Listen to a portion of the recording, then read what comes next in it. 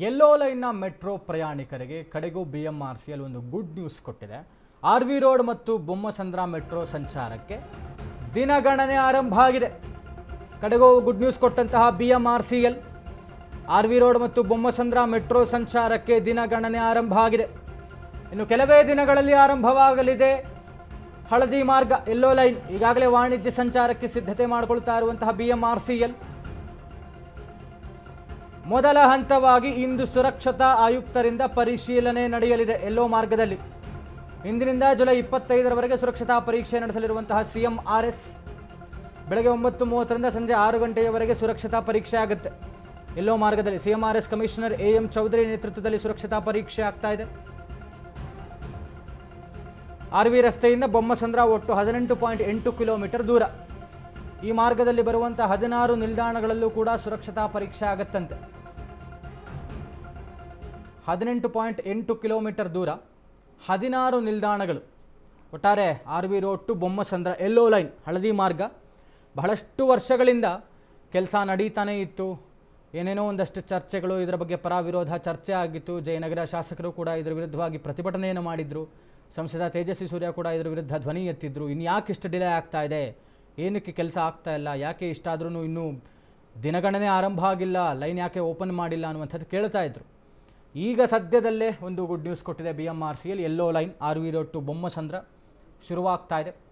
ಇಂದಿನಿಂದ ಸುರಕ್ಷತಾ ಪರೀಕ್ಷೆ ಶುರುವಾಗುತ್ತೆ. 25ನೇ ತಾರೀಕಿನವರೆಗೂ ಕೂಡ ಸುರಕ್ಷತಾ ಪರೀಕ್ಷೆ ನಡೆಯುತ್ತೆ. 16 ನಿಲ್ದಾಣಗಳಲ್ಲೂ ಕೂಡ ಬೆಳಗ್ಗೆ 9:30ಕ್ಕೆ ಶುರುವಾದರೆ ಸಂಜೆ 6 ಗಂಟೆ ತನಕ ಸುರಕ್ಷತಾ ಪರೀಕ್ಷೆ ನಡೆಯುತ್ತೆ.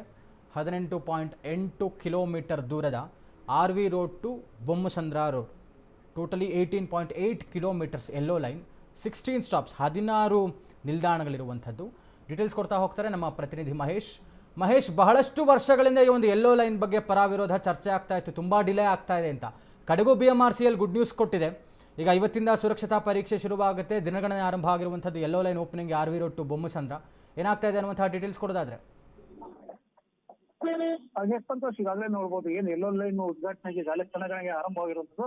ಅಂದ್ರೆ ಮೆಟ್ರೋ ಇಲಾಖೆ ಮಾಹಿತಿ ಪ್ರಕಾರ ಇದೆ ಆಗಸ್ಟ್ 15ರಂದು ಮೋದಿ ಅವರು ಉದ್ಘಾಟನೆ ಮಾಡಿರೋ ಅನ್ನೋ ಮಾಹಿತಿ ಕೂಡ ಬಂದಿರುವಂತದ್ದು. ಆ ಹಿನ್ನೆಲೆಯಲ್ಲಿ ಈಗಾಗಲೇ ಮೆಟ್ರೋ ಯೆಲ್ಲೋ ಲೈನ್ ನ ಸುರಕ್ಷತಾ ಅಭಿಯಾನ ಶುರು ಆಗಿರುವಂತದ್ದು. ಸುರಕ್ಷತಾ ಏನು ಚಾಲನೆಗಳು ಇವತ್ತು ಚಾಲನೆ ಕೊಟ್ಟಿರುವಂತದ್ದು. ಪ್ರಮುಖವಾಗಿ ಏನು ಒಂದು RV ರೋಡ್ ಇಂದ ಬೊಮ್ಮಸಂದ್ರವರೆಗೂ ಸುಮಾರು 16.8 ಕಿಲೋಮೀಟರ್ ರಸ್ತೆಯನ್ನ ಒಂದ್ ರೀತಿಯಲ್ಲಿ ಏನು ಇವತ್ತು ಟೆಸ್ಟಿಂಗ್ ಡ್ರೈವ್ ಮಾಡ್ತಾ ಇರುವಂತದ್ದು. ಈಗಾಗಲೇ ನಾವು ಏನೋ ಮೆಟ್ರೋ ಅಧಿಕಾರಿಗಳು ದೆಹಲಿಯಿಂದ ಕೂಡ ಆಗಮಿಸಿರುವಂತದ್ದು. ಎಲ್ಲಾ ಕಡೆಯೂ ಕೂಡ ಅಂದ್ರೆ ಸ್ಟೇಷನ್ಗಳು ಯಾವ ರೀತಿ ಇದೆ, ಸ್ಟೇಷನ್ ಯಾವ ರೀತಿ ಸೌಲಭ್ಯಗಳು ಕೊಟ್ಟಿದ್ದಾರೆ, ಸ್ಟೇಷನ್ ಯಾವ ರೀತಿಯಲ್ಲಿ ಸಕಲ ಸೌಲಭ್ಯಗಳು ಕೊಟ್ಟಿದ್ದಾರೆ, ಇನ್ನ ಏನ್ ಮಾಡಬೇಕು ಅನ್ನೋದು ರೀತಿಯಲ್ಲಿ ಇವತ್ತು ಚೆಕ್ ಮಾಡ್ತಾ ಇರುವಂತದ್ದು. ಅಂದ್ರೆ ಮೆಟ್ರೋ ಟ್ರೈನ್ ಎಲ್ಲೆಲ್ಲಿ ಚಲಿಸುತ್ತೆ, ಆ ಚಲಿಸುವ ಮಾರ್ಗಗಳು ಯಾವ ರೀತಿ ಇದೆ ಅವೆಲ್ಲನೂ ಕೂಡ ಈಗಾಗಲೇ ಒಂದ್ ರೀತಿಯಲ್ಲಿ ಪರಿಶೀಲನೆ ಮಾಡ್ತಾ ಇರುವಂತದ್ದು. ಇವೆಲ್ಲನೂ ಕೂಡ ಓಕೆ ಆದ್ರೆ ಇದೇ 10ನೇ ತಾರೀಕು ಏನು ಕೇಂದ್ರ ಮೆಟ್ರೋ ಇಲಾಖೆ ಕೂಡ ಚಾಲನೆಗೆ ಓಕೆ ಕೊಡ್ತಾರೆ. 10ನೇ ತಾರೀಕು ಇದು ಉದ್ಘಾಟನೆ ಆಗೋ ಸಾಧ್ಯತೆ ಇದೆ ಅಂತಾನೆ ಹೇಳ್ಬೋದು ಸಂತೋಷ್. ಮಹೇಶ್, ಇದು ಬಹಳ ವರ್ಷಗಳಿಂದ ನಡೆತಾ ಇರುವಂತಹ ಕೆಲಸ. ಇದರ ವಿಚಾರವಾಗಿ ಜಯನಗರ ಶಾಸಕರು ಧ್ವನಿ ಎತ್ತಿದ್ರು ಮತ್ತು ಸಂಸದ ತೇಜಸ್ವಿ ಸೂರ್ಯ ಕೂಡ ವಿರೋಧ ಮಾಡಿದ್ರು. ಯಾಕೆ ಇಷ್ಟು ಡಿಲೇ ಆಯಿತು, ಕಡೆಗೂ ಏನೋ ಒಂದು ಮಾಡ್ತಾ ಇದಾರಲ್ಲ ಅಂತ, ಏನಾಗಿದೆ ಅಂತ? ಸಂತೋಷ್, ಈಗಾಗಲೇ ನೋಡ್ಬೋದು ಏನು ಮೆಟ್ರೋ ಯೆಲ್ಲೋ ಲೈನ್ ಉದ್ಘಾಟನೆಗೆ ಗಣಗಣೆ ಆರಂಭ ಆದ್ರೂ ಕೂಡ ಎಲ್ಲೋ ಒಂದ್ ಕಡೆ ರಾಜ್ಯ ಸರ್ಕಾರ ಒಂದ್ ರೀತಿಯಲ್ಲಿ ಬೇಜವಾಬ್ದಾರಿ ತೋರಿಸ್ತಾ ಇದೆ. ಎಲ್ಲೋ ಒಂದ್ ಕಡೆ ಮೆಟ್ರೋ ಜೊತೆ ಸರಿಯಾದ ಹೊಂದಾಣಿಕೆ ಮಾಡ್ತಾ ಇಲ್ಲ.